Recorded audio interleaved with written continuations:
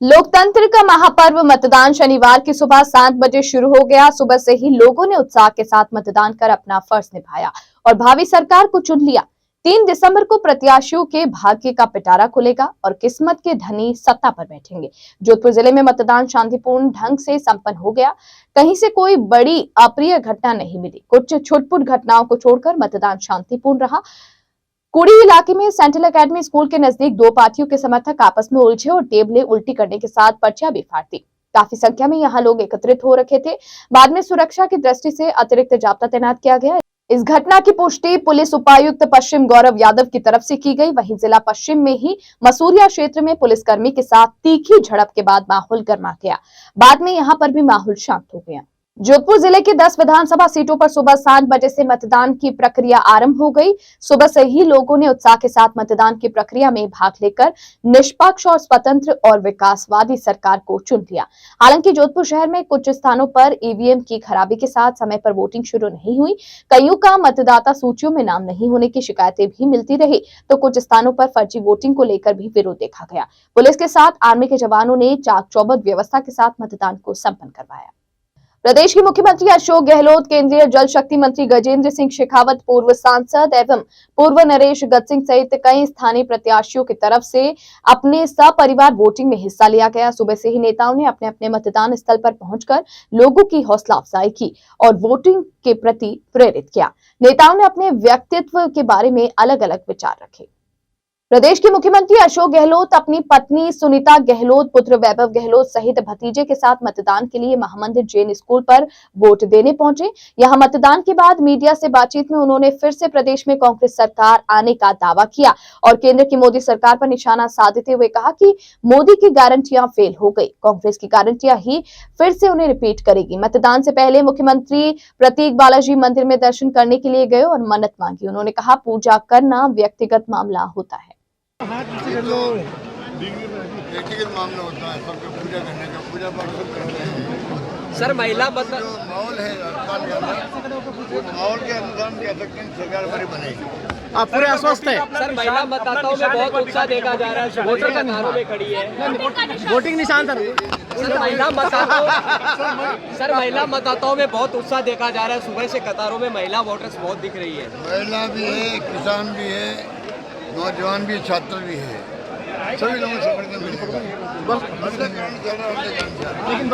RCA chairman Vaibhav Gehlot ने मतदान के बाद कहा कि कांग्रेस फिर से राजस्थान में सरकार बनाएगी। उन्होंने लोगों से अधिकाधिक मतदान की अपील करते हुए कहा कि 7 गारंटियां मास्टर स्ट्रोक बनकर सरकार बनाने में मदद करेगी। जनता की सरकार समर्पित रही, चाहे योजना एक से बढ़कर एक आईडी नीचे कर लो भाई थोड़ी। और मैं मानता हूँ चाहे ओपीएस हो, देखिएगा आप जो 7 गारंटियाँ हैं ये मास्टर स्ट्रोक साबित होगा कांग्रेस जी। कई तरह के आरोप लगे, लाल डायरी का जिक्र आया और आपको लेकर के भी निशाने साधे गए।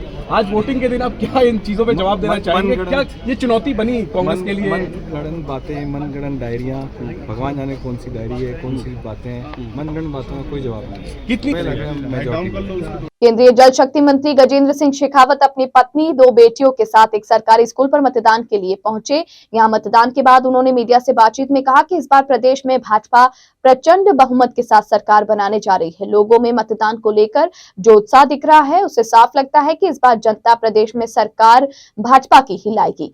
आजादी के समय मतदान प्रतिशत 35 हुआ करता था, जो कि अब 70% तक हो गया। उन्होंने लोगों से 100% मतदान की अपील की।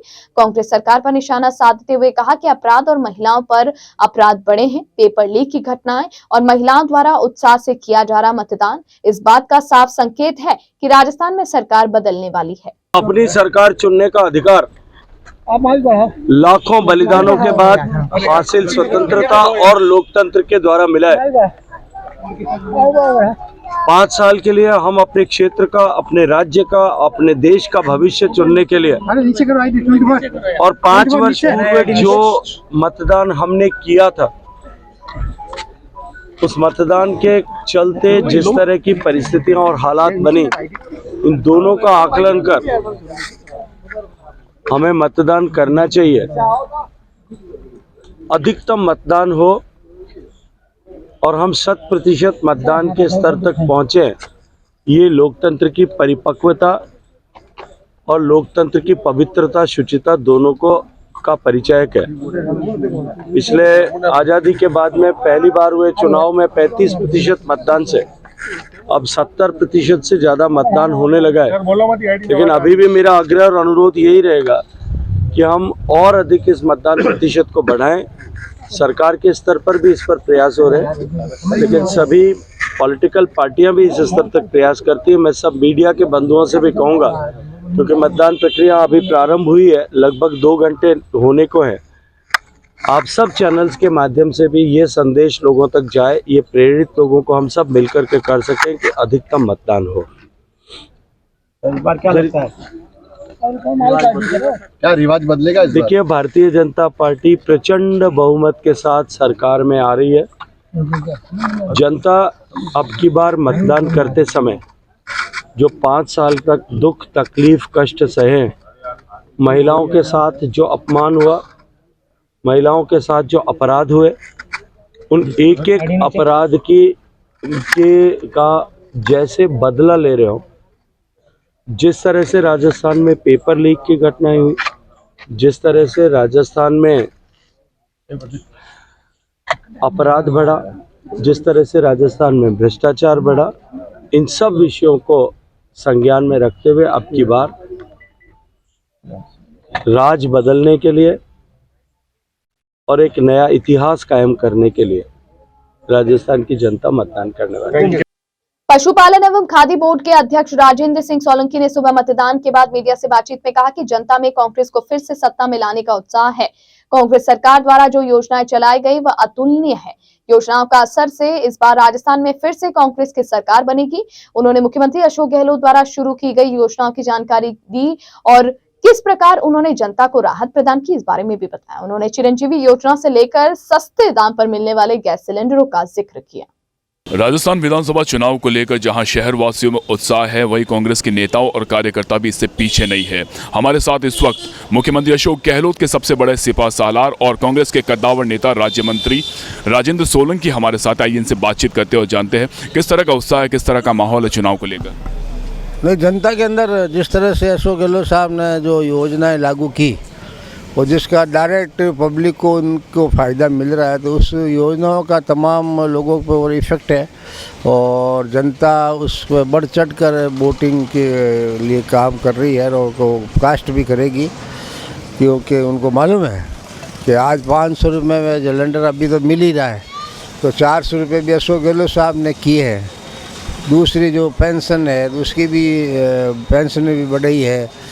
100 यूनिट बिजली हर परिवार को मिल रही है। 25 लाख का बीमा है। उनको मालूम है कि 50 लाख कैंसर के पेशेंट के लिए तो पैसा लगता है, तो उनको भी ये मालूम है कि भाई ये 50 लाख का हमारे को स्वास्थ्य के लिए जो हमारे लिए योजना थी, अगर वोट हम देंगे तो इसका फ़ायदा हमारे को ही मिलने वाला है। तो इस तरह से जो कई ऐसी योजना है जिसको डायरेक्ट पब्लिक के अंदर उनका, अब बच्चे हैं तो बच्चे को के अंदर भी यही है कि भाई हम कॉलेज में एडमिशन लेंगे तो हमारे को लैपटॉप टैबलेट दिया जाएगा। अशोक गहलोत साहब ने कई महिलाओं को जो स्मार्ट फ़ोन भी दिए हैं, तो उनका भी महिलाओं में इस चुनाव में मैंने ज़्यादा देख रहा हूँ कि हमारे कई मीटिंगों में पहले कम आती थी महिला, पर इस बार जहाँ कहीं भी मीटिंग हुई है तो महिलाओं की संख्या अच्छी तादाद में है और महिलाएं खुद कहती है। एक तरफ जहां कांग्रेस पार्टी इन गारंटी के दम पर चुनाव लड़ रही है, वहीं दूसरी तरफ भाजपा का लगातार आरोप है कि कांग्रेस की जो ये गारंटी योजना है, इनका धरातल से कोई लेना देना नहीं है। ये तो अब ये तो कहने की बातें है, खाली विरोध करने के लिए विरोध कर, ये अगर ये करते इनके खुद के उल्टा पड़ेगा। सच्चाई है, आप जनता के सामने ये को भी हमने ये काम किया है, आप हमारे को वोट दो। अशोक गहलोत साहब ने तो काम करके जनता के बीच में गए हैं और आगे के काम की गारंटी उन्होंने दी है। अब कानून बना दिया, राइट टू हेल्थ बनाओ ना, फिर मोदी जी को देश में बनाए। फिर खाली रोड शो करने से क्या होता है? जनता के लिए अगर आप कोई काम करके जाओ, 15-15 लाख खाते में डला देंगे, तो फिर हुआ था कि जो खड़गे साहब भी आए थे, पूछा था कि 15-15 लाख खाते में आए भी तुम्हारे, तो सब लोगों ने मना किया, तो वास्तव में आए भी नहीं है। तो फिर आप ये जनधन खाते खुलवाना, वो करना, नोटबंदी, काला धन खत्म हो जाएगा, फिर क्या हुआ साहब? फिर 2000 का नोट आपने निकाला, लोगों ने कई माताएं बहनों की डिलीवरी नोटबंदी में बैंकों के बाहर लाइन में थी, उनकी वहाँ डिलीवरी हो गई, कई महिलाओं की, कई लोगों की डेथ हो गई, उनका पैसा कल रात 12 बजे बाद में कागज हो जाएगा। बताओ आप, ऐसा कौन सा कब आप हिटलर से लगा रहे हो? मोदी के रोड शो की आपने बात की है, अगर जोधपुर की बात करें तो चाहे मोदी की आम सभा हो या फिर योगी जी की आम सभा हो, कितना प्रभाव डाल पाएगी बीजेपी पर? नहीं, मोदी जी की पहले यहाँ पे महीना भर पहले मीटिंग हुई थी, तो उसमें क्यों कुर्सियाँ खाली पड़ी रही? और योगी जी आए तो वो तो वहाँ जहाँ आए वो उनका खुद का वैसे समाज का मोहल्ला है, जिस तरह से वो तो वहाँ पे मीटिंग की, कोई यूँ आम मीटिंग जैसे थोड़ी थी। आज ही हमने तो आज तक जो प्राइम मिनिस्टर है जो भी हमने देखे है तो स्टेडियम मैदान में मीटिंग होती है। अब ये तो वहाँ मीटिंग ही वहाँ राउंड के चबूतरे हमारे एक जगह है वहाँ पे उन्होंने की। तो ये थे हमारे साथ राज्य मंत्री राजेंद्र सिंह सोलंकी, जिन्होंने बताया कि किस तरह जादूगर की जो जादूगरी है वो देखने को मिलेगी, फिर चाहे मोदी जी की आम सभा हो या फिर योगी जी की आम सभा हो। सहयोगी जय के साथ आशीष पुरोहित, द न्यूज़ बर्ड, जोधपुर। शहर विधायक मनीषा पवार आज अपने पति के साथ में मतदान करने पहुंची। उन्होंने मीडिया से बातचीत में मतदाताओं को लोकतंत्र के इस महापर्व की बधाई एवं शुभकामनाएं दी। उन्होंने मतदाताओं से अपील की कि जो व्यक्ति देश और समाज हित में काम करे उसे चुने, ताकि देश का विकास हो सके।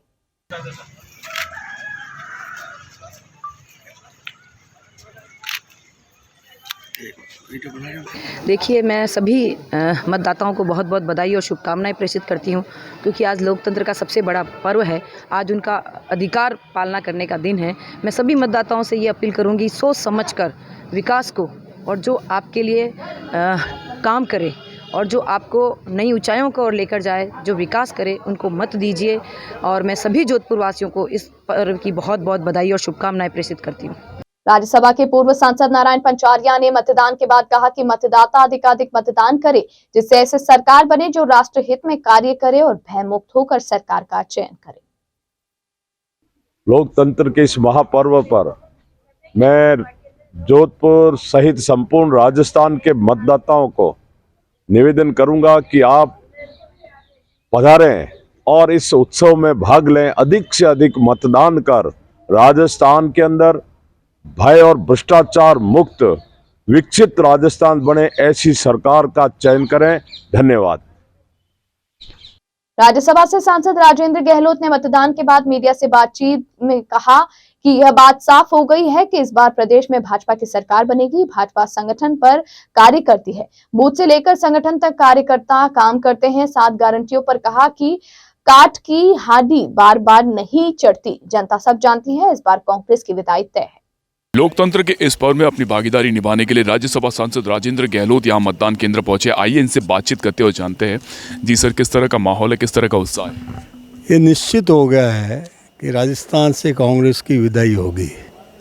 जिस तरह से लोगों में उत्साह है, जिस तरह से मतदान हो रहा है, उससे स्पष्ट है कि राजस्थान में कमल खिलेगा और अच्छे बहुमत के साथ भारतीय जनता पार्टी आएगी। कांग्रेस की अगर बात की जाए तो लगातार गारंटी योजनाओं को लेकर प्रचार किया गया। लगातार मुख्यमंत्री अशोक गहलोत खुद पिछले 2 दिन से जोधपुर शहर में प्रचार प्रसार कर रहे हैं। भारतीय जनता पार्टी ने किस तरह की रणनीति अपनाई है?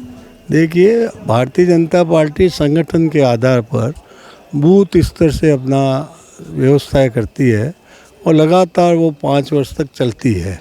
ये संगठन के आधार पर चुनाव लड़ती है। इसलिए मैं कह सकता हूँ कि गारंटी तो इन्होंने किसानों को और युवाओं को दी थी।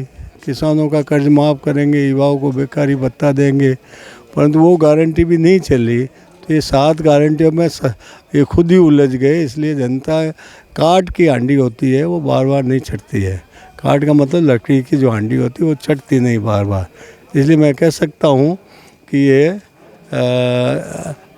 भारतीय जनता पार्टी को भारी बहुमत मिलेगा और कांग्रेस की विदाई है।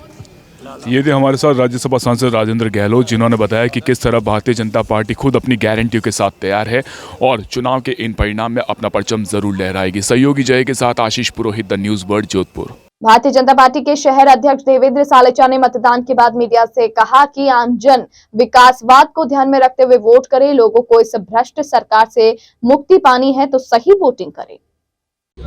मैं समझता हूँ राजस्थान बदलाव की ओर आगे बढ़ रहा है। लोग राष्ट्रवाद के लिए वोट करेंगे, लोग विकास के लिए वोट करेंगे, लोग भ्रष्टाचार को खत्म करने के लिए वोट करेंगे। और यह मानस राजस्थान की जनता बना चुकी है। और आज लोगों के चेहरे पे जो मुस्कान झलक रही है वह यह बता रही है कि लोगों ने इस भ्रष्ट सरकार से मुक्ति पाने का अपना दृढ़ संकल्प आज इस वोट की मत पेटियों में बदलने के लिए तैयार है। पूर्व सांसद एवं पूर्व नरेश गत सिंह अपनी पत्नी हिमलता के साथ वोटिंग करने न्यू गवर्नमेंट स्कूल पहुंचे। यहां मतदान के बाद कहा कि लोगों को अधिकाधिक मतदान करना चाहिए, सोच समझकर अपनी सरकार चुनने का अधिकार है। ज्यादा मतदान करेंगे तो साफ छवि वाली सरकार मिलेगी। जो आपकी डिमांड पूरी करते हैं उससे सरकार चुने। आपका वोट, आपकी सबकी आवाज़ इम्पोर्टेंट है। आप दिखाइए, घर में नहीं बैठे, आप बाहर आइए, वोट दीजिए और जो जनता की डिमांड है वो सामने आए। पहले मतदान फिर दूसरा बिल्कुल। मतलब ये लोग कहते हैं, कोई क्रिटिसाइज करते हैं गवर्नमेंट को, लेकिन अगर आप अपना पैसा नहीं देंगे तो कैसे होगा। जैसी सरकार हमें चाहिए वही आएगी सरकार। सूरसागर से प्रत्याशी देवेंद्र जोशी ने लोगों से अधिकाधिक मतदान की अपील की। मतदान विकासवाद को देखकर करें। आज मतदान दिवस है और इस मतदान केंद्र की मर्यादा को ध्यान में रखते हुए मैं सूरसागर की आम जनता से अपील करता हूं, अधिक से अधिक राष्ट्र हित में मतदान करें और इस महापर्व में अपना हिस्सा लें। शहर विधानसभा क्षेत्र से प्रत्याशी अतुल भंसाली ने अधिकाधिक मतदान करने की अपील की और भाजपा के कमल को खिलाने की बात कही। उन्होंने अपने काका श्री कैलाश भंसाली को भी इस अवसर पर याद किया। आज इस लोकतंत्र के सबसे बड़े पर्व पर जोधपुर शहर विधानसभा 128 में मैंने मेरे बूथ नंबर 117 पर सपरिवार वोट कास्ट किया है। मैं आप सब लोगों के माध्यम से पूरे जोधपुर की जनता से भी अपील करता हूं कि सब इस लोकतंत्र के पर्व पर 100% मतदान का जो हमने एक प्रण लिया है उसको पूरा करने अपना सहयोग प्रदान करें। और जिस तरह से एक वोट देने के बाद एक जो खुशी महसूस हो रही है और ऐसा लगता है परमात्मा और मेरे काका श्री का आशीर्वाद हम सबको मिला है। धन्यवाद। विधानसभा चुनाव के इस महापर्व में आज सुबह से ही उत्साह के साथ मतदान किया गया। महिलाएं अपने घरों में सज धज कर निकली और उत्साह के साथ मतदान किया। महिलाएं मतदान स्थलों पर अपने छोटे बच्चों को लेकर भी पहुंची। और बुलेटिन में यहाँ रुकेंगे एक ब्रेक के लिए। ब्रेक के बाद जारी रहेगा खबरों का सिलसिला। आप बने रहिए द न्यूज बर्ड के साथ।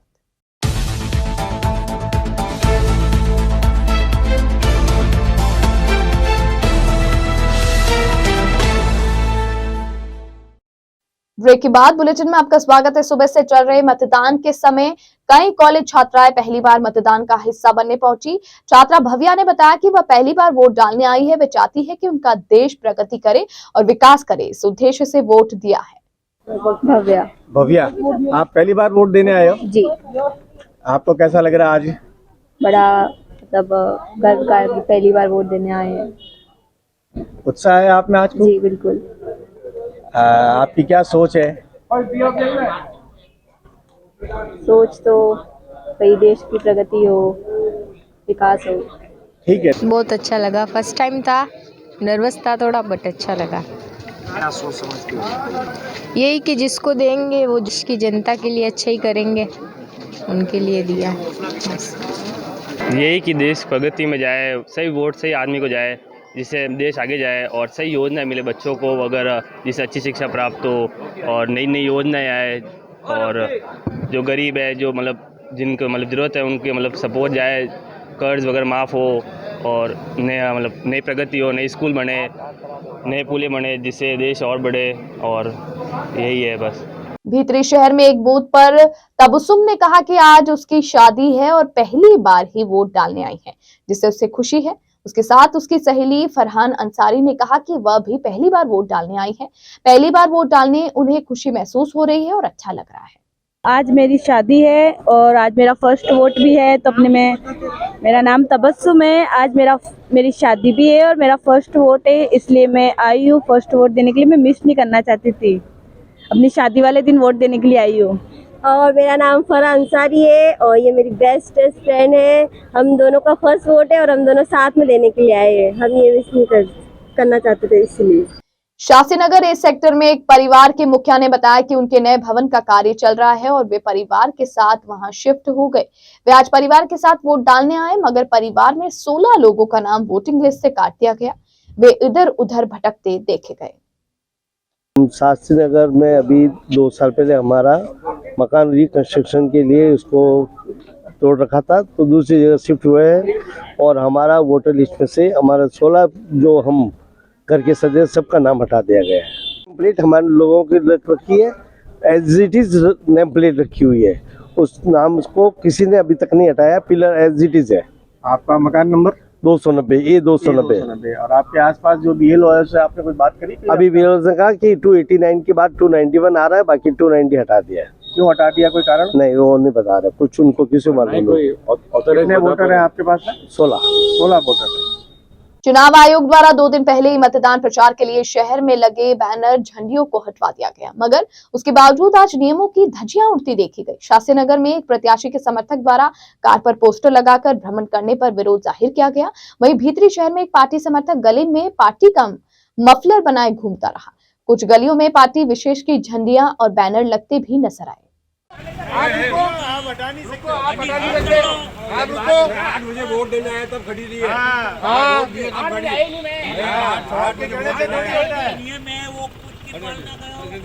नियम की पालना करवाओ सर।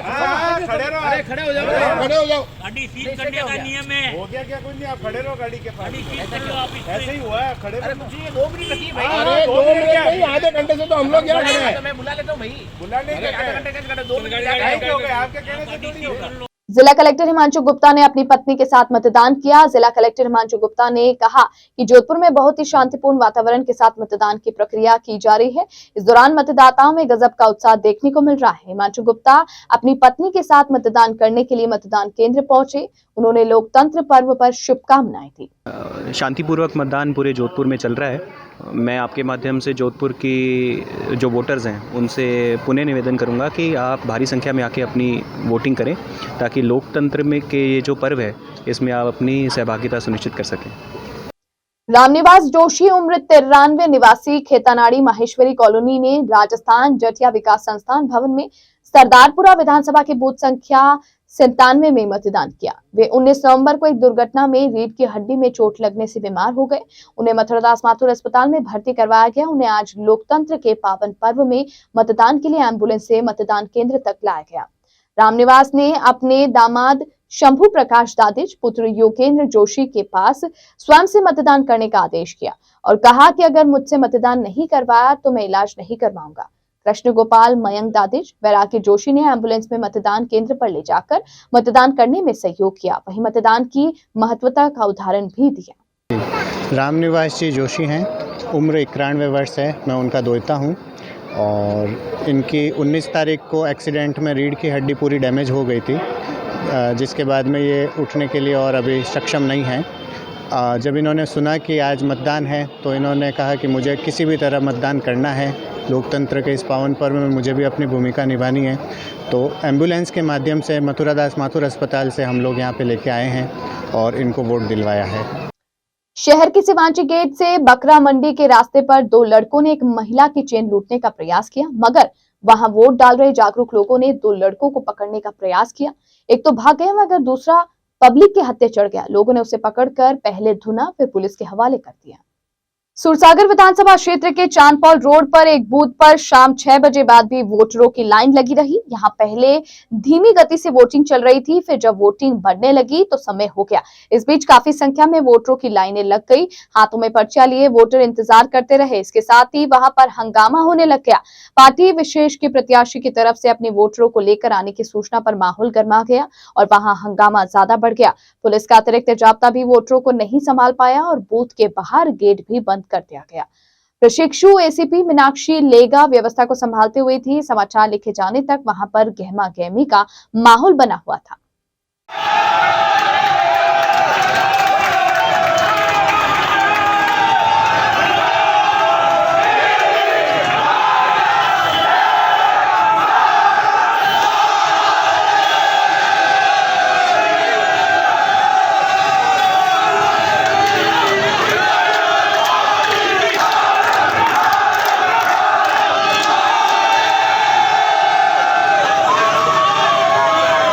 इस बुलेटिन में फिलहाल के लिए इतना ही और खबरों को जानने के लिए आप बने रहिए द न्यूज वर्ल्ड के साथ। तब तक के लिए मुझे दीजिए इजाजत। नमस्कार।